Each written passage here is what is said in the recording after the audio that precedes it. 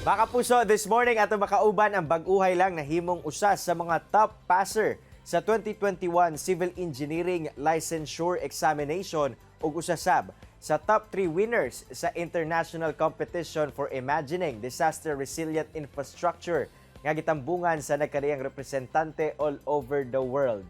To know him more, ato makauban si Sir Jameson Glenn Chu Lim from Cagayan de Oro City. Sir James, good morning and welcome dinhi sa At Home with GMA Regional TV. Kumusta ka? Good morning sa tanan mga kapuso sa Mindanao. So, grabe ko kalipay pagyapon. Wala pagyapon ni undang akong kalipay sa blessing ako na-receive sa board exam. Grabe. Makaingin ko nga mura pa ko gadamgo gyapon og huna nga nahitabo na gid to. So, kana siya. Engineer James Lim. O, di ba? Di basta-basta. Betaw, tuod Sir James, congratulations no sa imong kadaugan. Kumusta ba? Nag-sink in na ba nimo nga nakabot gayud nimo ang imong gipangandoy? Actually, hantod karon gyud sa tinuod kay halos pag akong i-recall to ang moment nga muraga prepare pa ko sa board exam dayon nahitabo gyud nga na top 1 ko kay lisod pagyapon kaayo bitaw i-sink in nga nahitabo na gyud to kay sa tinuod lang more than years gyud ni nako gidamgo nga ma-top notchers sa board exam ever since college. I remember gid kaayo ko nga naami isa ka poster sa Xavier nga engineering hall nga naadad to nakasulat ang mga top notcher sa Xavier University sa civil engineering. It started there bitaw nga tan-aw lang kag poster sa mga top sa Xavier sa una and then karon kay natinuod bitaw nga gusto ka ma-part atong lista and then dili pa gyud part lang kung dili na blessed gid ko nga ma-top 1 sa board exam. James, tuod, unique no ang imuhang pagka-top 1 sa licensure examination sanglit. Tulo mo kabuok nga nag-top 1. Kumusta ba? First time ba nina nahitabo? Oo, sa akong nabalaan kay amazing sad kayo kay first time ni nga tulo mi kabuok nga nag-top 1 sa civil engineering board exam kay usually gyud kay isa-isa ra gyud na isa ra gyud na sa top 1 kay magdaog man gyud kada question bitaw kung makatubag lang kag one question more sa isa do ikaw na gyud ma-top 1 so karon kay na timingan nga tulo mi kabuok nga same gyud among percentage. Alright. Bitaw James, di gyud basta-basta no ang imong nakabot since usa pa gyud ka sa mga top passers. So James, paunsa ba nimo na achieve no kaning feat? Unsa ang mga preparations, ang mga gihimo nimo, imong study habits, unsa ba ang imong gihimo nga nag-success gyud ka sa imong examination? Siguro combination na gyud sa tanan nako experience sa life kung anong naabot ni nako ang pagka-top 1 sa board exam. Siguro naay dako sad nga influence ang akong pagka-student leader sa college, ang akong pagka-athletic. So bali akong gigamit to nga energy, bali akong gigamit ang akong pagka-athletic nga ibutang na sad nako sa utok ako ang energy bitaw para focus gid kaayo ko. So siguro combination good of all my experiences kung ano naabot ni nako.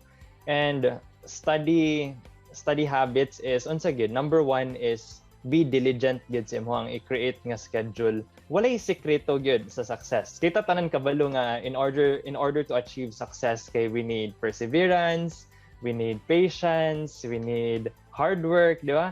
Kabalo na tatanan ana. But what really unsay nakapalahi sa ato ang pag-achieve og success is ato ang uncommon application. So if ever diligent lang gid ta nga ato lang gid tumanon ang kaning mga common practices nga nabal-an nato to achieve success, then definitely we will achieve success. Good insights indeed James nga for sure kakuhaan gayud og ideya sa ato mga kapuso viewers this morning. Karon James, isgutan taning imong giapilan nga International Competition for Imagining Disaster Resilient Infrastructure. Unsa ba kini og unsa imong gihimo sa kompetisyon nga nag-top 3 manggayud ka sa moong kompetisyon? So sa ako ang preparation sa board exam niagi ko og duha ka postponements. Sumuto nakita ni nako ang international competition sa Facebook and then ana ko nga about engineering, about disaster resilient infrastructures and ako civil engineering ko so na ako'y idea about it. Sumuto nga nagtry ko og make og murag poem, bali murag naghimo og story to inspire other people, to inspire mga dili lang sa mga engineer kung tanan makakita ato nga video I hope nga maka-inspire to nga dapat gyud ta mag-build og resilient infrastructures with nature. Kana bitang murag kita kay murag mo go against the nature, bahala na nag maka-pollute ta sa community, dapat dili. So mo to nga akong gina-promote sa akong video. And fortunately, of course, na-appeal ko sa tulo ka international winners. So of course, to God be all the glory gyapon. During the competition, James, sa imong lantaw, unsa ba ang mga skills ninyo nga gihasa niadtong tunguraw? Unsa ba ang mga lessons nga imong nakuha pinaagi sa mong competition? Ako tong gi-take nga opportunity gyud to, of course, to enhance my skill sad nga kanang better communication sa akong gustong ideas nga ma-relate to the community. Because more than just achieving success good for me, dili naman mo ni personal nga kanang murag gusto ko ma-successful kay para lang sa ako ang self. Gusto gid ko to achieve all these great things kay gusto sa nako ipabilieve bitaw sa tanang tao nga kaya nato maabot ato ang mga damgo ato mga gipanghuna-huna if ever lang gyud nga mo-believe ta sa tong self nga kaya nato and mosalig ta sa Ginoo.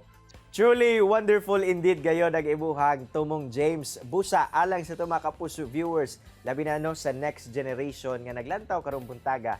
James, basin aduna kay mensahe o tips ngadto kanila labi na katong gusto sab mahimong civil engineer. Akong gusto gid nga ma-relay nga message is first kay dream big. Ayaw gid kahadlok og dream big kay ako nagsugod sa gid ko og dream very big yun. Always believe nga kaya nimo. Always tell yourself nga I am enough nga maabot na ako ang dream. So kana lang, and of course let's continue to live a meaningful and happy life. Daghang salamat James sa imong oras sa gihatag dinhi sa At Home with GMA Regional TV. More power sa imong chosen field. Amping kanunay. Thank you so much sa tanan. Thank you so much sa mga naminaw nga mga kapuso sa Mindanao. Thank you so much. Kini ang At Home with GMA Regional TV.